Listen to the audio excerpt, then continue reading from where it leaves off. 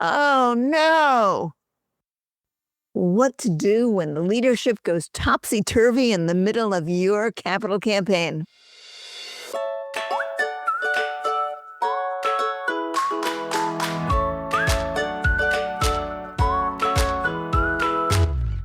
Welcome to All About Capital Campaigns, a podcast that provides fuel for your nonprofit's growth.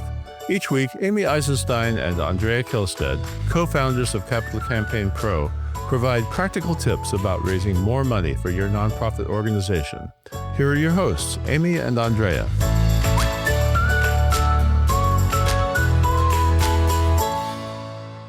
I'm Andrea Kihlstedt, and I'm a co-founder of Capital Campaign Pro. I'm usually here with my friend Amy Eisenstein. Amy's off today, so Jeff is with me instead. Jeff Hensley, who is a senior advisor for Capital Campaign Pro. You know, if I had to describe Jeff, besides talking about his wonderful wisdom and his deep experience in the capital campaign world, which is so deep, right? What I would say about Jeff is that he is calm. He is the calm in a storm. Even when things go awry, Jeff is a steady and reassuring. So he's the guy you want to talk to about today's unsettling subject. Welcome, Jeff. Thank you. I thank you so much for that wonderful introduction. I wonder if my wife would agree, but we'll leave that to another day. Jeff, why don't we start with some examples of the kinds of things that go awry with staffing during a campaign? Well, thank you for the invitation. It's an important topic. I think staffing transitions, leadership transitions happen more often than we anticipate in campaigns. And if a campaign goes 3-4 years, we should anticipate that. It's not something unusual. People do change. And sometimes it's not a crisis. Sometimes someone just has a different opportunity to pursue. Maybe their spouse or partner gets a job elsewhere and they have to relocate. Sometimes people retire. They decide that they've done this enough and they're ready for a new challenge.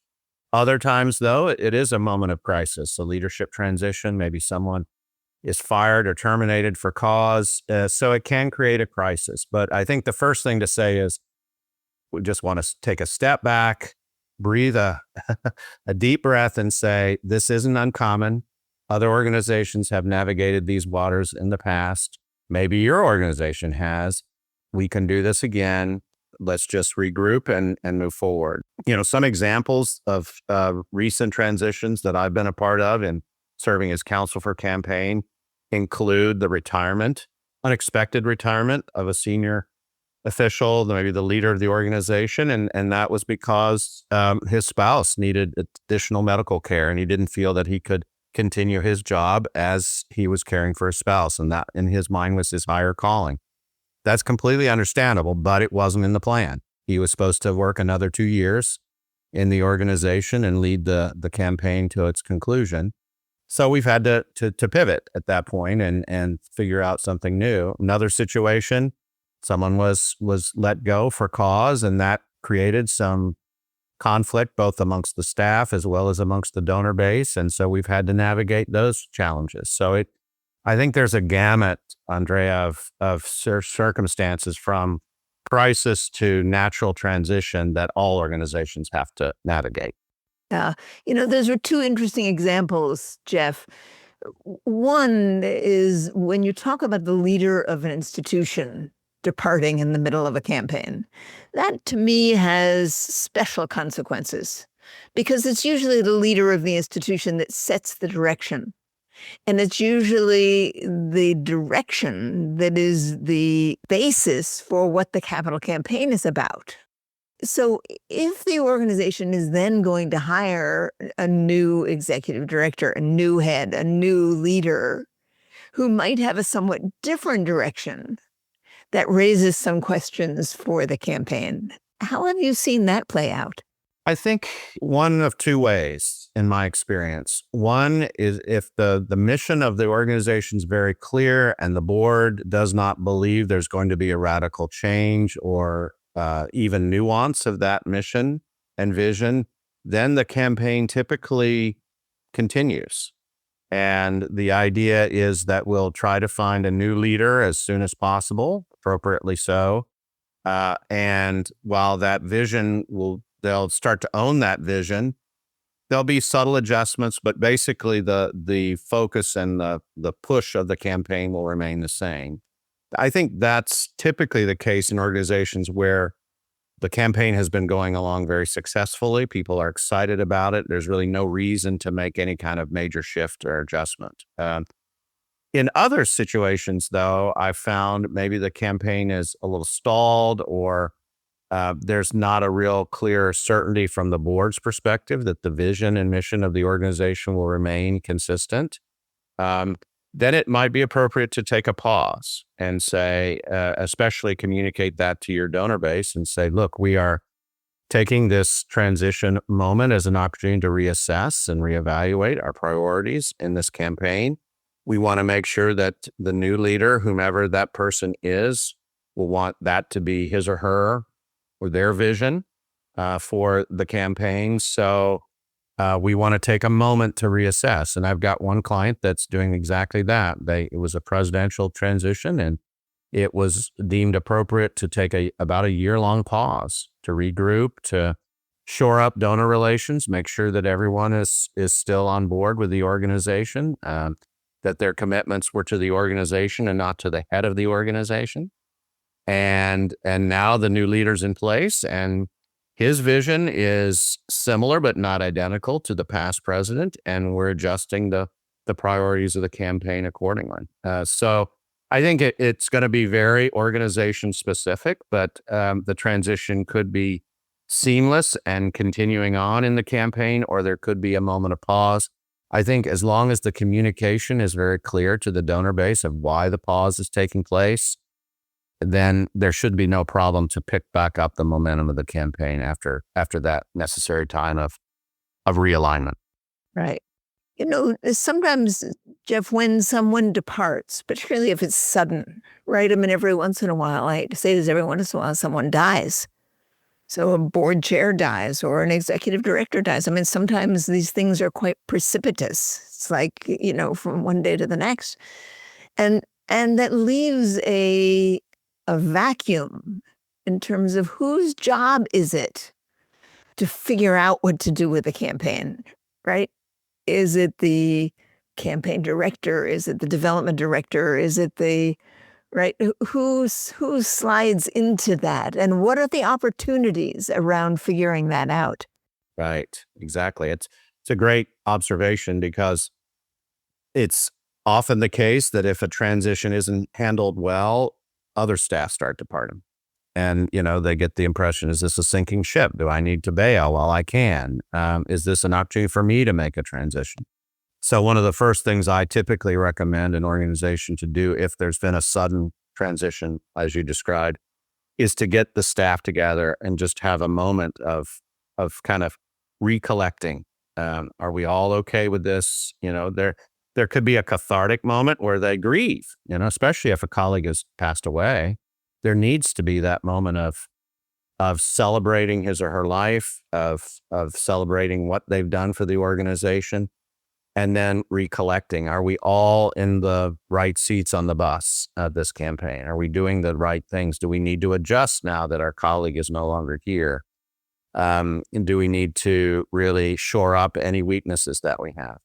It's also an opportunity to reassess, I think, and there might have been things that weren't going as ideally as we had hoped. And so a transition is often a moment to step back and say, in filling this void, maybe there are different ways of filling it. Maybe new people can step up. Is this an opportunity for a more junior employee to kind of live into the potential that they have to do more and to take on an enhanced leadership role in this campaign? So it can be an opportunity for others within the organization to do some deep professional growth and development. And so I think if the communication is very transparent within the organization, if everyone is felt like they're heard and valued and brought to the table around the common mission, and then encouraged to think creatively about new roles and possibilities,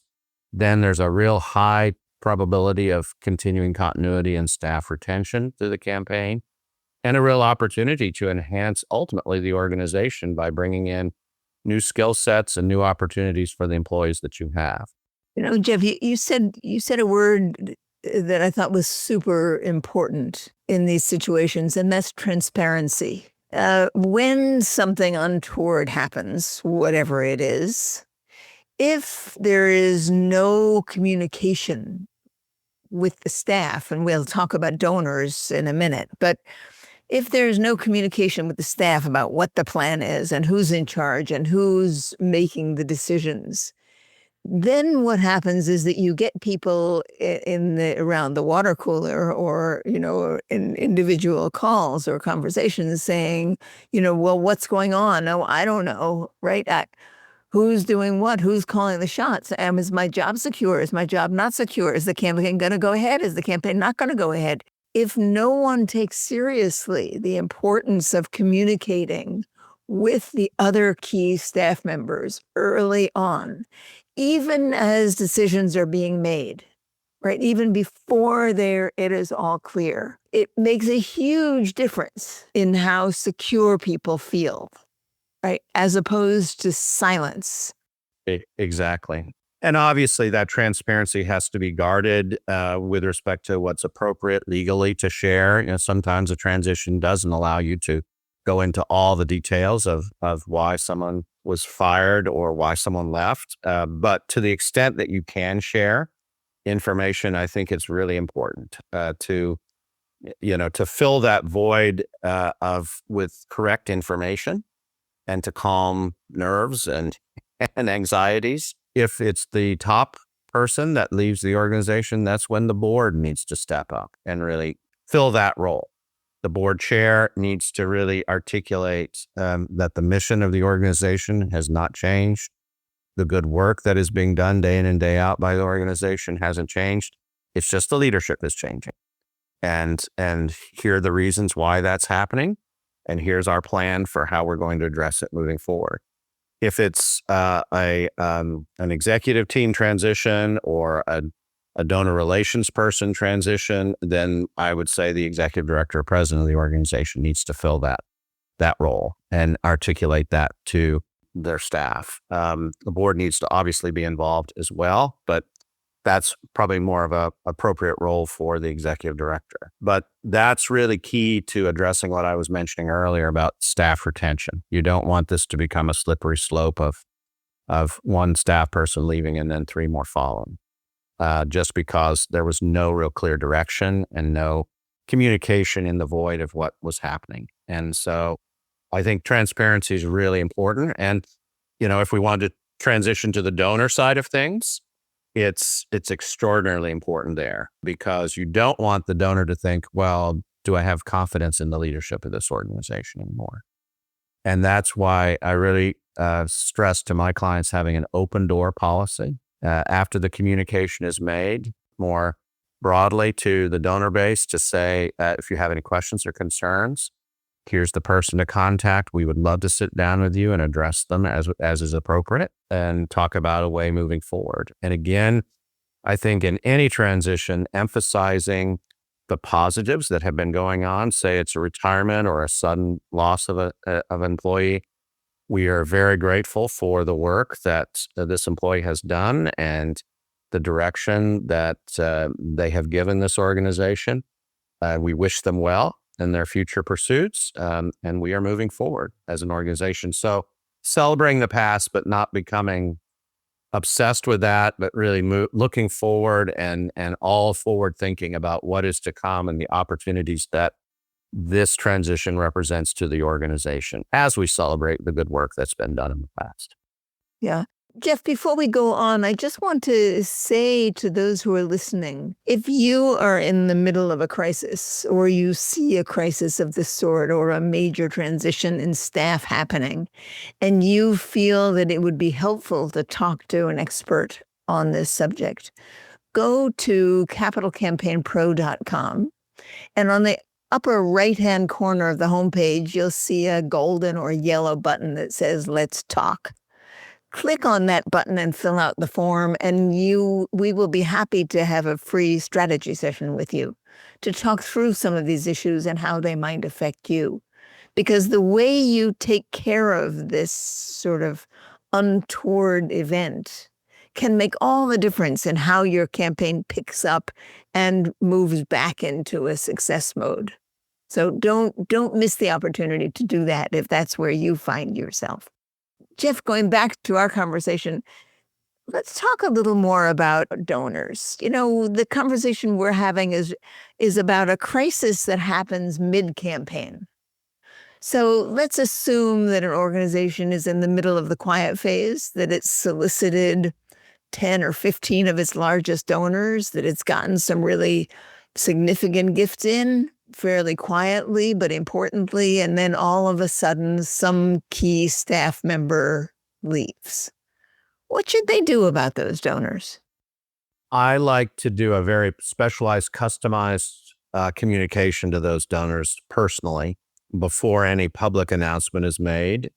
Typically it could be, in a few hours, you will see a general email hitting your inbox about a staff transition, but because of your unique and special and extremely important relationship with our organization, we wanted to tell you first and see if you had any questions or concerns about it before we mention it to the broader public. I think that kind of special communication highlights the fact that this donor is not simply, your organization's ATM machine that you go to only when you want money, but rather is a real important partner to the work that you're doing. And so when there's a transition, we go to those who are in partnership with us and talk about that. And so having really open lines of communication, hearing their concerns, maybe this was a beloved gift officer that they had worked with for the last 10 years. Maybe it's, a relief to some of them say, well, I'm so glad that your organization finally took that action and got rid of this person because they were really pulling the campaign down. So again, there can be a cathartic moment, I think, with a donor too, similar to the way I described earlier with the staff, where there's just a real sense of this happened. We're dealing with it. We're moving forward. We deeply value your partnership. We'd love for you to speak into this. Give us some of your thoughts and ideas about how we can maintain the momentum of this campaign. And know that we are making these decisions and next steps with thought and intentionality, and we want you there along the way. And I think donors that are very savvy understand that these transitions happen. They're probably successful in the business world, and this is very common in their world as well. And I think if they understand that you have a good handle on it and that you are moving forward with intentionality and purpose, then they are willing to walk with you. Sometimes there's going to be hard feelings. And, this was my favorite person on your staff. Why did you let them go? You need to give them that opportunity to vent and to express their concerns and then say, we hear you. This was a tough decision for us. It did not necessarily work the way out that, ideally we would like, but we don't live in the ideal world. We live in the real world. And this is how we had to deal with it. And we appreciate your understanding. And we're here to continue this conversation with you. I think as long as you keep the lines of communication open, doesn't necessarily always mean that the donor is going to agree with what happened. But as long as those lines of communication are open, I think there's at least the baseline of respect between the donor and the organization that is maintained. Will the donor continue to give at the levels that they gave in the past? That will be up to them in the end. But you're going to do everything possible to assure them that the mission that they supported, not necessarily the person they supported, but the mission they supported remains as true today as it was a week ago before this transition happened and will continue to remain true. It's so interesting. So much of the time, when campaigns run into snags or trouble, the answer is to refocus on the mission, right? That's at least the beginning point of figuring out where to go, is to stop thinking about the money, to stop thinking about the trauma, to stop thinking about what's wrong, and think about what good the campaign is going to do to the people you serve. That's right. And that always leads you in the right direction. That's right. That's right. And I think it reminds donors why they give in the first place, right? Okay, it might have been a very dynamic gift officer that encouraged their generosity, but why in the end are you giving to this organization? Because you love what it does. You love the impact that it's having. You'd like to be a part of that. That's not going to change.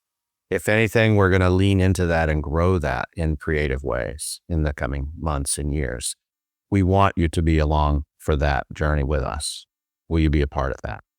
Jeff, you always talk about these things so well. I mean, you make me just calm, and really you have the language for it. I so admire that. As we sort of begin to wrap up this conversation, it strikes me that even when these untoward things happen, these untoward, oh no, things happen in our campaigns, opportunities come with them, right? That sometimes it actually opens the door to strengthening relationships, to draw our donors closer, to get the board to begin to function more fully because nobody else is able to function without them. And as we think about how to move forward rather than being paralyzed, we think about the chances we have to actually lean into these problems and to invite key people in our organizations to help us solve them. I think sometimes we come out of these things better and stronger than we were going into them. Exactly. Yeah, I have a doctor friend who says, Jeff, scar tissue is stronger than regular skin.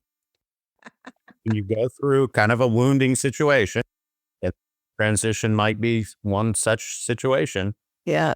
Come out of it stronger and better. Your skin is knit tighter and it's more resilient. And so, like I said earlier, this is an opportunity, for example, for certain staff to step up and fill the void of the loss of this individual or a fellow staff person. And it allows them to stretch and do new things, bring their own flavor to that work, and grow in amazing ways. I've got a really good friend who's a very successful vice president for advancement. She never interviewed for that job. It fell on her desk when her superior, the vice president for advancement, was let go. And the organization looked at her and said, we need you to function in this capacity as an interim. Will you do it? And she said, I will, but I'm scared. They said, that's okay. We are too. But we're going to do this together. And over that 6-month period of interim, she grew in amazing ways. And the staff rallied around her. And the organization's board eventually said, you're our person. Will you do this now as officially full time? And we'll remove the interim. And she said, I can, and I will. She would have never done that Yeah. So interesting. So sometimes we have to kind of be pushed off the ledge a little bit and jump. Never going to jump. And this is an opportunity to be helped to jump, I think. So, Jeff, in closing, I always like to close by asking whether there are one or two very practical things someone might do if they wake up one morning and find that their organization is in this kind of crisis. What would you say to them if they called you up? Jeff, help. I think the first thing is we gather the staff and we have an all staff meeting, or at least an all team meeting if it's a team member. And we just allow that to be a moment of sharing and expressing anxiety and concerns, that cathartic kind of situation that I was describing earlier. And then everyone just says, this is going to be okay. Our organization has navigated staff transitions in the past. We're going to do that again in this situation. We can celebrate a little bit of the good work that person has done, but really, again, focusing on the future. So I think when you have that moment where everyone's together, it allows for an organization not to have, as you said, these water cooler conversations perpetuate. So that would be the first thing I would do, is bring everybody together, make sure everyone's on the same page, and then make sure everyone knows what to say externally if someone asks, so that there's consistency of messaging across the board. And that's especially important when you can't really share everything about a staff transition for human resources purposes, et cetera. I think another thing to do is to find opportunities for you to lean into your relationships with your donors. This could be a wonderful moment of deeper relationship with someone when you come to them and say, we're going to be losing our executive director, and I wanted just to come to you and talk about that with you. This isn't a money conversation. This is a partnership conversation. So having the same kind of clarity and transparency with donors as you did with staff is going to be really important. And then as we've been talking about, it's finally an opportunity to challenge your current staff to say, what new things do you want to do now? What new opportunities and challenges do you want to pursue as a way of investing both in them and them in the organization?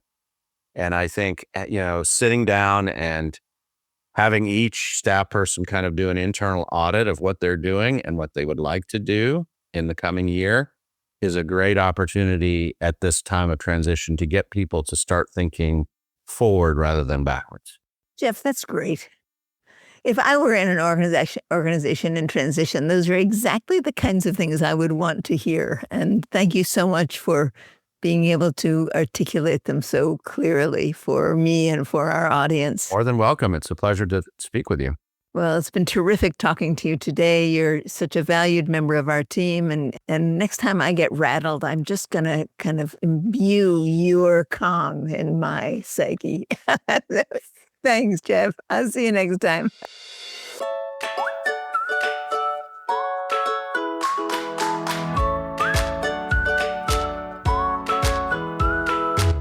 Thanks for joining Amy and Andrea for today's All About Capital Campaigns.